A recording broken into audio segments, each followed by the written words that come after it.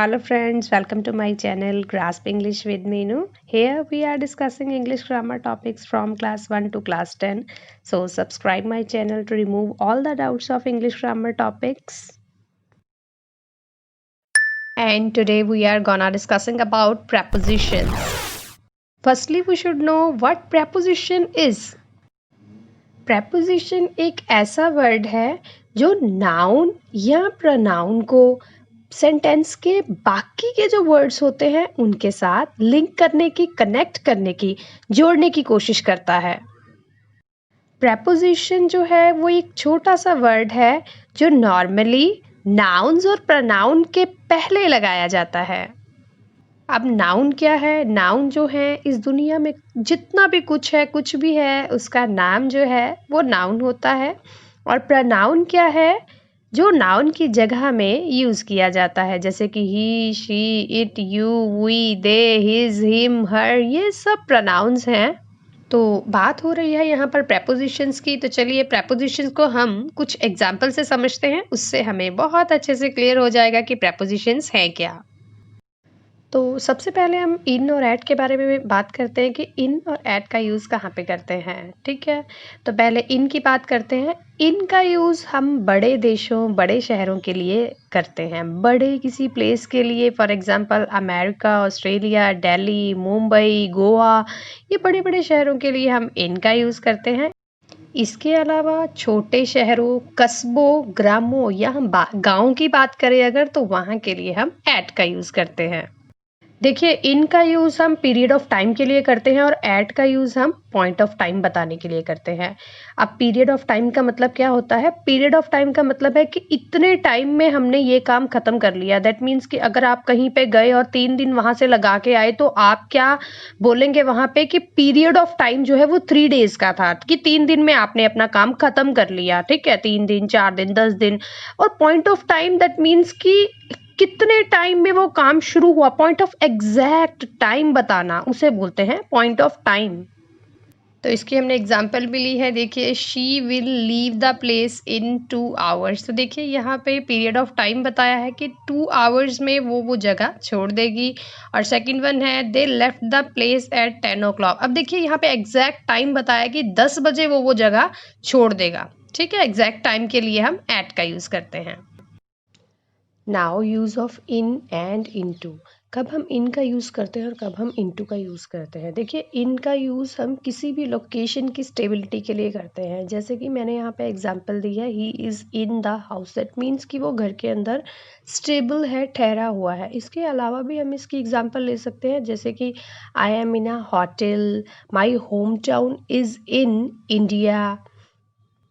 तो यहाँ पर हमने स्टेबिलिटी की बात करी इन के लिए। अब इनटू का यूज़ जो है वो हम मूवमेंट के लिए करते हैं, ठीक है।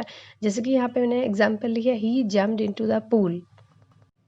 We use into to talk about the movement of something, usually with verb that expresses movement, like go, come. It shows something is or was going. That means कि हम into का यूज़ जब किसी काम, मतलब कोई काम जब चल रहा है उसके लिए हम करते हैं, ठीक है। किसी भी एक्शन में जब मूवमेंट होती है तभी हम into का यूज़ करते हैं। जैसे कि इसकी एक और एग्जांपल हम ले सकते हैं, her keys fell into the canal, ठीक है। तो देखिए, keys fell into the canal, that means कि की जो है वो मूवमेंट करके ही कनाल में गई होगी, ठीक है। तो मूवमेंट के लिए भी हम जो है इनटू का यूज़ करते हैं। Now the use of on and upon. On का यूज़ हम कब करते हैं और अपॉन का यूज़ हम कब करते हैं? देखिए, ऑन का यूज़ जिस तरह से हम इन का यूज़ स्टेबिलिटी के लिए करते हैं, उसी तरह से ऑन का यूज़ भी हम स्टेबिलिटी के लिए करते हैं। ऑन का यूज़ हम तब करते हैं जब कोई भी, मान लीजिए कोई भी थिंग है वो सरफेस को टच कर रही है। दैट मीन्स कि जैसे कि हमने यहाँ पे एग्जांपल लिया, the keys are on the table. जो कीज़ है वो टेबल के ऊपर है, तो टेबल में जो कीज़ हैं वो टच कर रही हैं, ठीक है। इसलिए हमने वहाँ पे ऑन का यूज़ किया। और अपॉन का यूज़ हम जिस तरह से हमने इनटू का यूज़ किया था कि मूवमेंट के लिए हम इनटू का यूज़ करते हैं, उसी तरह से अपॉन का यूज़ भी हम मूवमेंट के लिए करते हैं। जैसे कि देखिए एग्जांपल ली है, the dog jumped upon the table, ठीक है। Now the use of with and by. With का यूज़ और बाय का यूज़ हम कब करते हैं? देखिए, विद का यूज़ हम तब करते हैं जब किसी भी काम को करने के लिए हमने किसी इंस्ट्रूमेंट या कोई चीज़ को हमने काम में लाया है, तो तब हम विद का यूज़ करते हैं। जैसे कि आप एग्जांपल देखिए, he was killed by a police with a gun. वो देखिए इंस्ट्रूमेंट कौन सा यूज़ हुआ? गन, ठीक है। तो वहीं इसीलिए हमने यहाँ पे विद का यूज़ किया। बात आती है बाय की। बाय का यूज़ हम तब करते हैं जब हमने ये बताना हो कि वो काम, जो भी काम हुआ है वो किया किसने है ना? तब हम करते हैं। जैसे कि एग्जांपल ये, ही सैट बाय मी, वो मेरे साथ बैठ गया।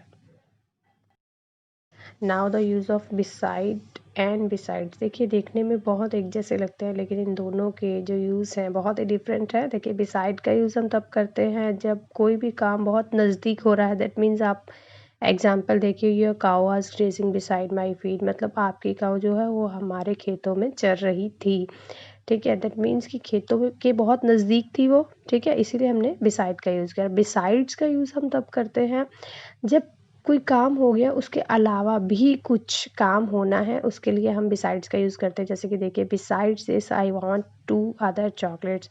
इसके अलावा भी मुझे 2 चॉकलेट्स और चाहिए, ठीक है। इसके लिए हम बिसाइड्स का यूज़ करते हैं।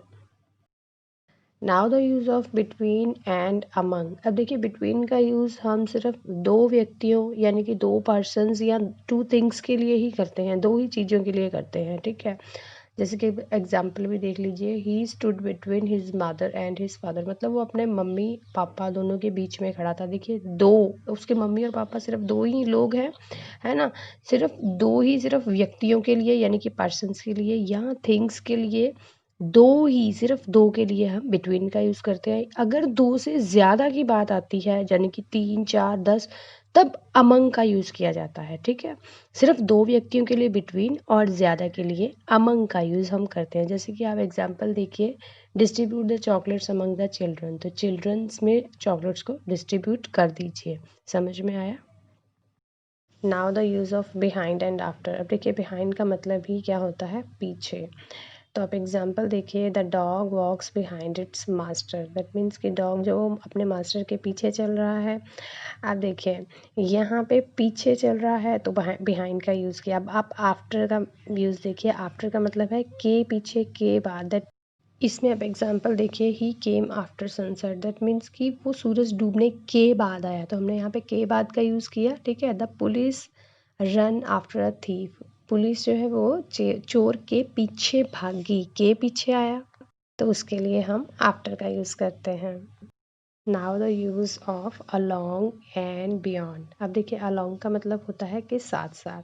दैट मीन्स आप एग्जांपल देखिए, I went along the river. That means कि मैं रिवर के साथ साथ चला।